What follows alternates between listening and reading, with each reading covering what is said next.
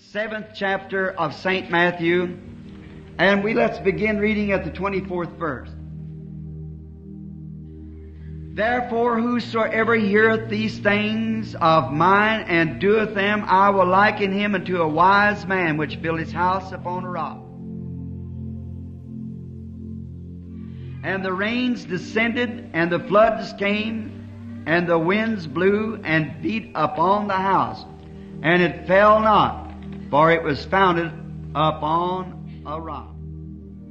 And every one that heareth these sayings of mine and doeth them not shall be likened unto a foolish man which built his house upon the sands.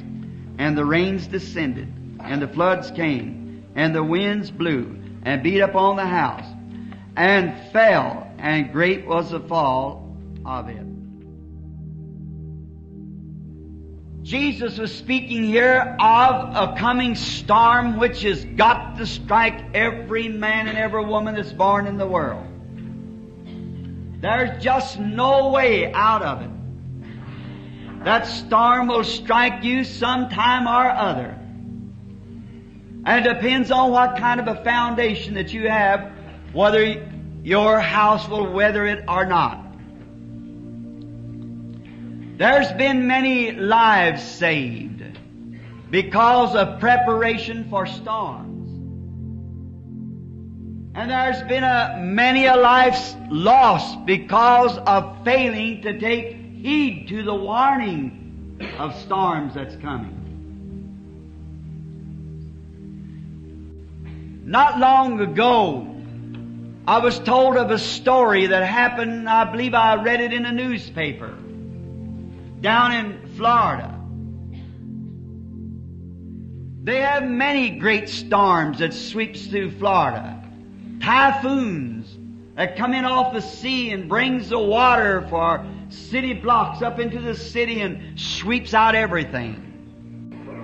And I'm told that their weather prophets are always on the lookout for such storms, and some way through the elements that they can contact the changing of the weather and the atmosphere, that which way this weather is gathering that'll bring forth one of those storms.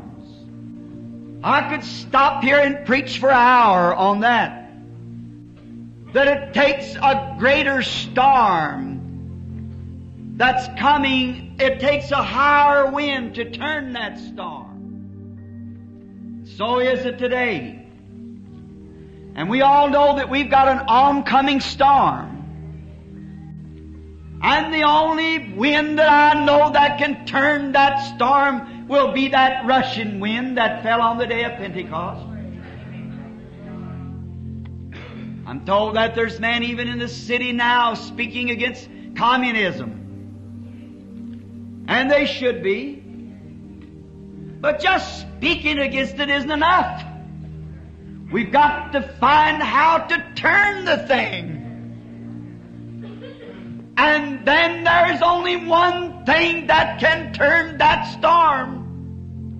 And that's a more powerful storm that can beset it and change its course.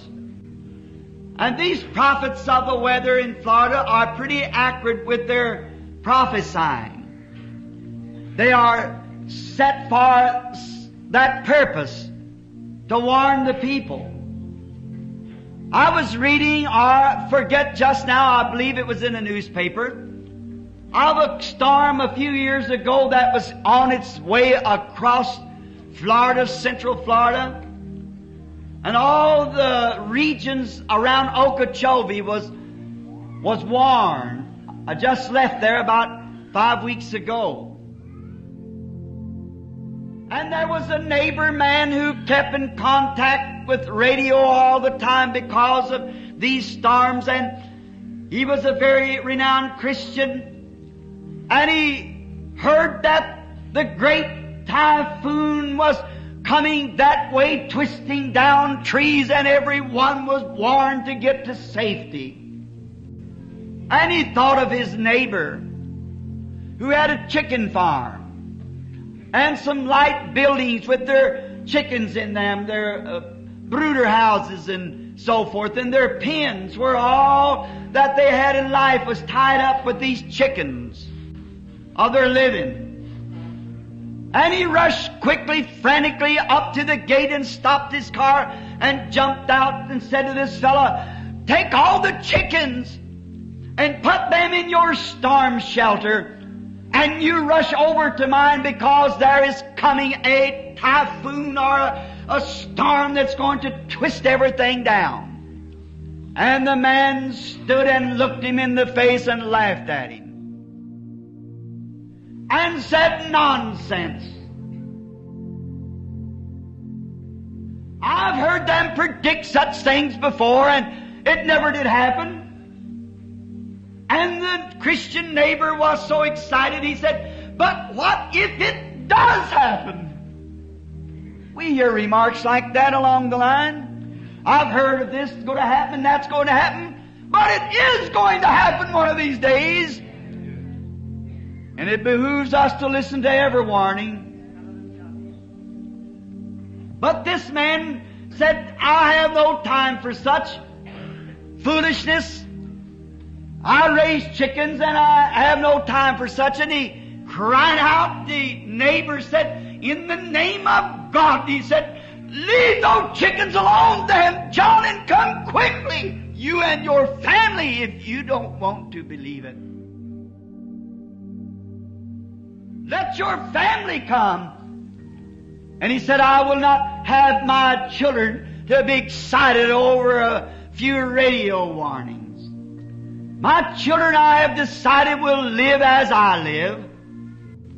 And my wife will listen to me because I am the breadwinner of this home. And she must listen to me. I'm boss here. And I will not have my children all excited or tore up about some nonsense." And the neighbor was turned, and he went to his home, into his shelter, and all of a sudden, the cloud was up on him before they knew it. That's the way judgment strikes. It comes so sudden, you wonder how it can get there so quick.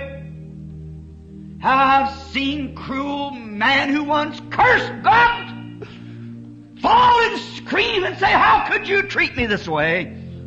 The whole, every foundation was swept out from under him in a moment. It pays to take warning. Oh, you might laugh at the messenger. You might be able even to kill him. But you cannot kill the message. It will go on just the same. God's message is eternal. His words will never fail. Paul was successful in having Stephen stoned, but all through his life until he surrendered to Christ was he never able to get away from that message. I see heavens open and Jesus standing at the right hand of God. Something got a hold of him. It wasn't the messenger, it was the message he had. While the storm swept through the country, it caught the chicken house and the farmer, and they never found his body. And his wife frantically fighting, and they lived close to the great Okeechobee Lake, and the waters began to rise as the typhoon lifted the waters all the way from the bottom of the lake. That's what makes them so dangerous. They're shallow. The boats rock, and that's how the waves come up and turn the boats beneath them. The storms comes and just whirls up the water and packs it for miles. And the water is sweeping until the mother knew there was no hope but to get her children on top of the building. And she got her children and got them on top of the building, holding on to the chimney of the house. And then the wildlife, the cottonmouth moccasin, I believe a more deadly snake than your diamondback rattler.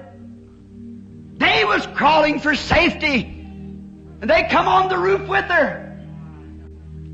And by listening to her husband, not taking heed to the warning, she stomped and she beat, but she had to stand and watch those vicious snakes bite her children until they died on the roof. And the mother herself was bitten so much until finally she died. That's the only way we got the story. If the storm had quietened and the search parties hunting for bodies and so forth, they found her laying on top of the roof with her children laying by her side. Oh, it pays to take warning. The first thing to do before there can be a warning, there has to be a preparation made for safety. Or there's no need of sending a warning. And the warning is only a voice of one having you to prepare for the danger. There has to be a preparation made first. And then if the preparation is made, then the warning can go forward to cause you to make your decision, whether you want to listen to it or not. If you don't want to listen to it, well, that's up to you. If you do listen to it, there's safety. God has the same method. We work on God's method in that way. God, in the early days, when the antediluvian world, when people had gotten so wicked and so sinful that God could not look upon it and be just. God is just. And He has laws. When those laws are broken, any law that's broken has no penalty to it, isn't law. You cannot break the laws of God without having to pay for it somewhere. You must do it. The Bible said, be sure your sins will find you out. And what is sin? I'd like to stop here just a moment. Many people think smoking cigarettes is a sin. It isn't. Many people think that lying is a sin. It isn't. Committing adultery, that isn't sin. That's the attributes of unbelief. The reason you do those things is because you are an unbeliever. There's only two things. That's you are either a believer or an unbeliever. If you are a believer, you do not those things.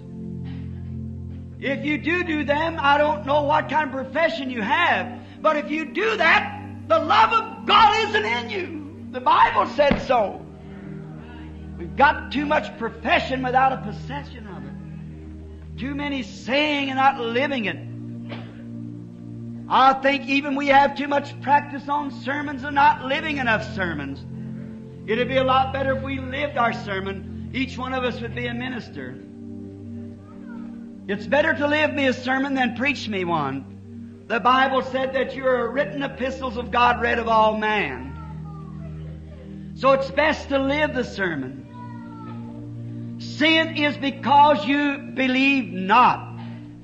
Did not Jesus say in the days of His flesh on earth, did He not call the people that would not lie, that would not steal, that would not commit adultery, righteous man, preachers, priests?